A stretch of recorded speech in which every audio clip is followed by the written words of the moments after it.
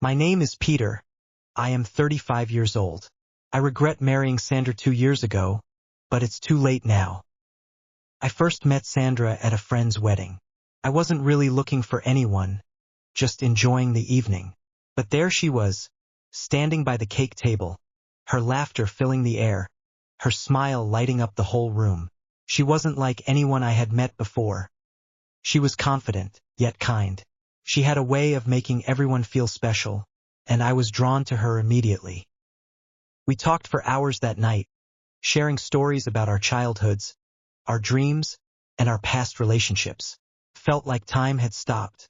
By the end of the evening, we exchanged numbers, and from then on, things just clicked. Our relationship moved quickly, but I didn't mind. Every moment with Sandra felt like a dream. She was everything I wanted in a partner. Funny, caring, and ambitious. We'd go on spontaneous trips, spend lazy weekends together, and talk about our future as if nothing could ever stand in the way of our happiness. A year into dating, I knew I was in love with her, and when she said she loved me too, I knew I couldn't live without her. So I proposed. It was supposed to be the start of something beautiful, something lasting. We got married 6 months later in a small ceremony, just close friends and family. It was perfect. The first year of marriage was exactly what I had imagined. We were happy, we were in love, and we were building a life together. But then, something started to shift. Slowly at first, like the gradual fading of sunlight at dusk. But it was enough to make me uneasy. Sandra began to withdraw. She would stay late at work, and when she was home, she was distant. The long conversations we used to have, about everything and nothing at all, became shorter and less meaningful. At first, I thought maybe she was just stressed, maybe the pressures of work were getting to her. But the distance grew. I would come home to find her staring blankly at her phone, or even worse, sitting in silence as I tried to spark a conversation. I began to notice small things, little changes that, at the time, didn't seem important, but now I realized they were red flags. She started forgetting to make dinner, or leaving the house for errands at strange hours. I'd ask her if something was wrong, but she always brushed it off. "I'm just tired," she would say, or, "I'm dealing with some stuff at work." I wanted to believe her. I wanted to give her the space she needed to be understanding. But deep down, I couldn't shake the feeling that something wasn't right. I tried to ignore it, hoping that things would go back to the way they were. But it only got worse. One night, I decided to surprise Sandra with a nice dinner. I had planned everything. Cooked her favorite meal, set up candles, and even picked up a bottle of wine. It had been a while since we had done something special together, and I thought this would help us reconnect. When I walked through the door, I expected to see her sitting at the table, waiting for me. But what I saw instead froze me in place. Sandra was sitting on the couch, her phone in hand. She was speaking softly to someone, a person I didn't recognize. Her voice was low, almost pleading. I couldn't hear the words clearly, but I heard enough to know something was wrong. "I don't know how much longer I can keep doing this," she said, her voice shaky. "I feel like I'm living a lie." My heart dropped to my stomach. I stood there, paralyzed, unable to move or speak. What was she talking about? Who was she talking to? She hung up quickly when she saw me standing in the doorway, but it was too late. The damage was done. "Peter, I didn't mean for you to hear that," she stammered, her face flushing with guilt. But I didn't say anything. I didn't know what to say. I had 1,000 questions, but I didn't even know where to start. So, I just stood there, looking at her, trying to process what had just happened. Later that night, as we sat in silence, I asked her again, "What was that about, Sandra? Who were you talking to?" For a moment, she didn't say anything. But then, with tears in her eyes, she whispered, "It's Tom. I've been seeing him." My world came crashing down. Couldn't breathe. Couldn't think. Sandra, the woman I married, had been seeing someone else behind my back. All those sleepless nights, all the moments I had spent wondering what was wrong with our marriage, suddenly made sense. The lies, the distance, the excuses, It had all been building up to this moment. I felt betrayed, humiliated, and heartbroken. How could you do this to me? I asked, my voice trembling. Why? What did I do wrong? Sandra sobbed, trying to explain herself. I didn't mean for it to happen, Peter. I never wanted to hurt you. It just happened. I started spending time with him, and I felt alive again. I didn't know what to do. Her words stung like poison. I wanted to scream, to throw everything I had in my hands at her. But I couldn't. All I could do was sit there, in complete shock, as she begged for my forgiveness. I love you, Peter, she said through her tears. Please, please forgive me. I never meant for this to happen. I didn't know what to say. Part of me wanted to scream at her, to tell her how much she had hurt me.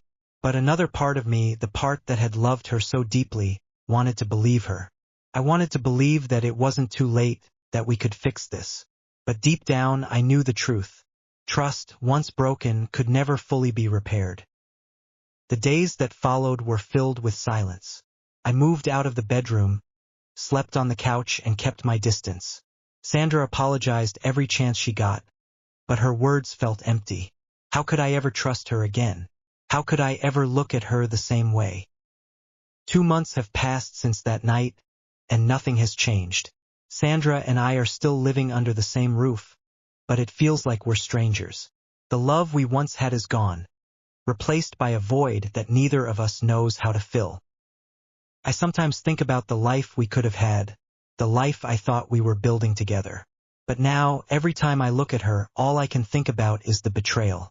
Every smile she gives me, every touch, feels like a reminder of how she broke me. I regret marrying Sandra. I regret not seeing the signs earlier. But like I said, it's too late now. And no matter what happens, I'll never be the same again.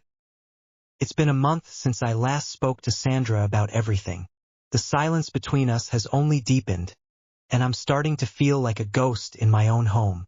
She still comes home late, and when she's here, it's like we're living parallel lives that never meet. I've caught her texting Tom a few times, always quick to hide her phone when she notices me. I don't even confront her about it anymore. What's the point? I've tried to move on, to force myself to let go of the life I thought we'd have together. I've gone back to work with no energy to really care. People tell me I look tired, like they can see the weight I'm carrying, but I don't tell them what's really going on. I don't want their pity. It was last Friday when I hit my breaking point. Sandra came home late again, and I was sitting on the couch, my mind racing, wondering how much longer I could endure this. I didn't want to talk to her anymore. I didn't want to hear her empty apologies or explanations. But I couldn't shake this feeling that something inside me was about to snap. She walked in, and for the first time in weeks we looked at each other, really looked. And that's when I knew. I could see the guilt in her eyes, but there was something else too. Regret, maybe, or fear. But what she didn't know was that I had already made up my mind. Sandra, I said, my voice steady, though my heart was anything but. I can't keep doing this. She looked at me, her face pale, as if she had been waiting for this moment. But now that it had come, she didn't know how to handle it. What do you mean? She asked, her voice barely above a whisper. I mean, I can't stay in this marriage anymore, I said, the words finally coming out, cutting through the suffocating silence. I can't keep pretending like everything is okay when I know it's not. I've tried, Sandra. I've tried so hard. But this isn't love anymore. I saw her face crumble, her shoulders shaking as tears started to fall. She took a step toward me, but I backed away, holding up my hand to stop her. No, Sandra, I said, the tears in my eyes threatening to break through. Don't come near me. I can't handle this anymore. You broke me. You destroyed everything we had, and I can't fix it. I can't trust you anymore. Her cries only made it worse. She was desperate now, pleading with me to reconsider, to give her another chance. But deep down, I knew that if I gave in, I would be betraying myself. I would be choosing to live in a lie just to avoid the pain of facing the truth. I'm sorry, I said quietly, almost choking on the words, but it's over. And just like that, the final thread that held us together snapped. Sandra stood there, her face pale, her body shaking. She looked at me one last time, as if searching for any hint that I might change my mind. But I didn't. I had made my decision. The love I had for her had faded, replaced by the cold emptiness of betrayal. There was no going back from this. She didn't say anything else. She just turned and walked away, leaving me standing there, alone. I didn't know what to feel. Relief, sadness, anger, or emptiness. It was all there, swirling inside me. But one thing was certain. I had finally taken control of my own life again. The days after that were a blur. Sandra packed her things and we didn't speak much. I moved into the guest room, and she didn't try to stop me. There were no more apologies, no more empty promises. She left quietly, and I was left to face the wreckage of my heart. As much as it hurts, I know it was the right choice. I deserve someone who loves me, who will never make me question my worth. I deserve someone who won't betray me for another. And maybe, just maybe, there's a chance for me to rebuild my life, to find peace again. But for now, I'm learning to live with the pain. It's a part of me now, a scar that will remind me of the lessons I've learned. The hard way. Trust, once broken, is almost impossible to repair. Love, once betrayed, can never be the same again. And as much as I wish things had turned out differently, I know one thing for sure. I'll never let anyone make me feel like I'm not enough again. Not ever.